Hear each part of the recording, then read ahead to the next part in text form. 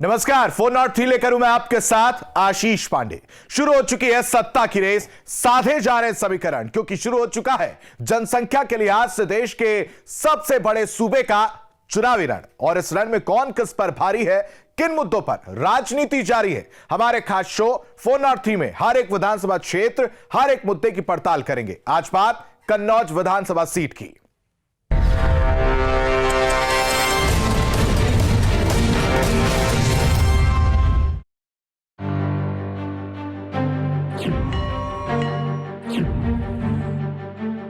दो 2017 विधानसभा चुनाव में मोदी लहर के बावजूद जिन सीटों पर बीजेपी को सफलता नहीं मिली, उनमें से एक है कन्नौज विधानसभा सीट, यानी सीट संख्या 198। इस सीट को समाजवादी पार्टी का गढ़ कहा जाता है, और ऐसा इसलिए क्योंकि पिछले 4 चुनावों से यहां समाजवादी पार्टी का कब्जा है।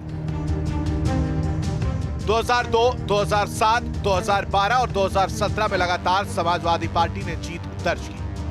हालांकि सीट अब देखिए कन्नौज से विधायक अनिल दोहरे का अपनी उपलब्धियों पर क्या कुछ कहना है।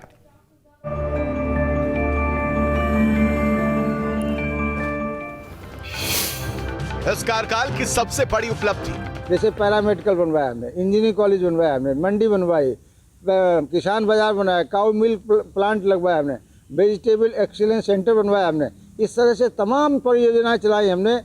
शायद हमारे ख्याल से कोई सोच भी नहीं सकता होगा जिस तरह से हम लोगों ने यहाँ पे कन्नौज में आदरणीय अखिलेश यादव जी के नेतृत्व में उनके द्वारा यहाँ काम कराए गए। शायद और भारतीय जनता पार्टी का 5 साल का कार्यकाल हो गया, हम तो कह रहे बड़े 2 काम बता दे, एक भी काम नहीं उन्होंने कराया, और लिख के दिखाते हैं, गिनाते हैं। हमारे समाजवादी पार्टी की सरकार में बनाए गए कराए गए कार्यों को अपना काम बताने का काम करते हैं। भारतीय जनता पार्टी भेदभाव की राजनीति करती है। लोग दोबारा आपको वोट क्यों दें? जनता हमें वोट, समाजवादी पार्टी की सरकार 5 साल की रही, उसके कार्यकाल को देखा। आज ये भारतीय जनता पार्टी की सरकार 5 साल के कार्यकाल की रही, उसके कार्यकाल को देखा। इसमें फर्क महसूस कर रही है। आज आक्रोशित है जनता भारतीय जनता पार्टी के प्रति। जनता कतई नहीं बर्दाश्त करना चाहती है कि दोबारा ये सरकार आए। आदरणीय अखिलेश यादव जी की नेतृत्व वाली सरकार बनना चाहती है, इसलिए हमें वोट करेगी। इस बार जीते तो क्या करेंगे? पहले तो काम हमारा होगा कि जैसे हमारे अधूरे परियोजनाएं, प्रोजेक्ट पड़े हैं, उनको पूरा कराने का काम होगा। और जैसे हमने बहुत सारे सरकार में काम कराए कन्नौज में, और जहां कहीं छूटे, जैसे पेयजल की योजना के तहत तमाम पानी टंकियां लगवाई गई, तमाम हैंडपम्प्स लगवाए गए, तमाम गाँव का विद्युतीकरण कराया गया, तमाम CSC PSC बनवाई गई, स्वास्थ्य सेवाओं के लिए, तमाम शिक्षा के लिए डिग्री कॉलेज, इंजीनियरिंग कॉलेज आज बनवाए गए। तो ये काम जहाँ छूटे हुए हैं, जहाँ कहीं अगर स्वास्थ्य के क्षेत्र में, बिजली के क्षेत्र में ऐतिहासिक काम किया गया। आज आदरणीय अखिलेश यादव जी ने आह्वान किया है, घोषणा की है कि बिजली फ्री देने की, तमाम ऐसी घोषणाएं कर रहे हैं। तो निश्चित तौर पर जनता का विश्वास है कि आदरणीय अखिलेश यादव जी जो कहते हैं वो करके दिखाते हैं। विधायक के दावे सुने, अब यह भी जान लीजिए कि विधायक के दावों पर विपक्ष क्या तर्क दे रहा है।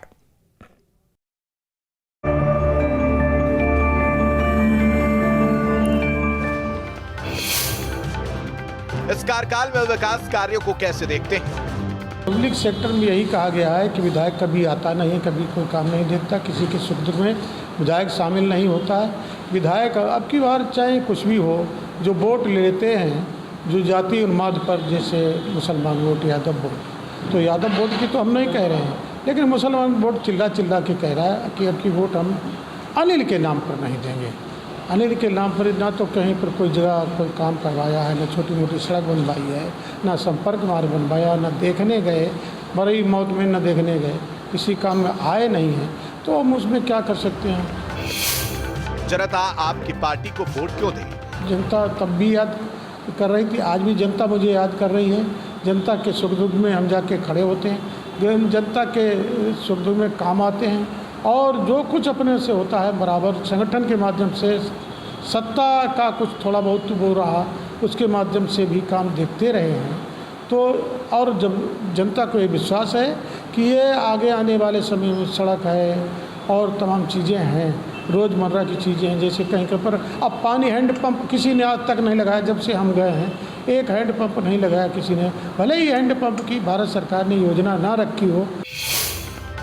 आपकी पार्टी जीती तो क्या प्राथमिकता होगी? सबसे पहली प्राथमिकता तो है पानी और दूसरी प्राथमिकता सड़क की है, क्योंकि सड़क नहीं है, सड़क तो बिल्कुल गड्ढों में हो गई।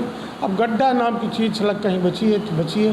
सड़क जैसे यहीं से अपने कन्नौज से और सीधे बद्दापुरा होते हुए आगे तक जाओ, बद्दापुरा और उसमें आगे जो गांव हैं उनमें वहाँ तक जाओ तो ये मालूम पड़ेगा कि सड़क नाम की कहीं पर चीज़ नहीं। जगह जगह पर थोड़े ठेल ऐसी रह गई है और सब गड्ढे बन गए हैं। लेकिन सबसे बड़ा सवाल जनता का है कि विधायक के दावों और विपक्ष के तर्कों को जनता किस नजर से देखती है, क्योंकि ये पब्लिक है, सब कुछ जानती है।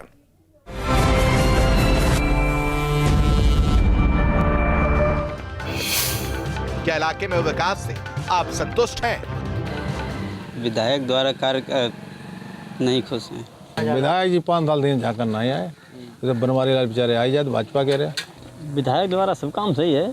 फिलहाल अब सदर विधायक जी के द्वारा फिलहाल अभी हमारे उधर क्षेत्र में तो कोई ऐसा विशेष कार्य नहीं किया गया है। काम हो मतलब तब तो संतोष, काम ही नहीं हुई तो संतोष का हो गया।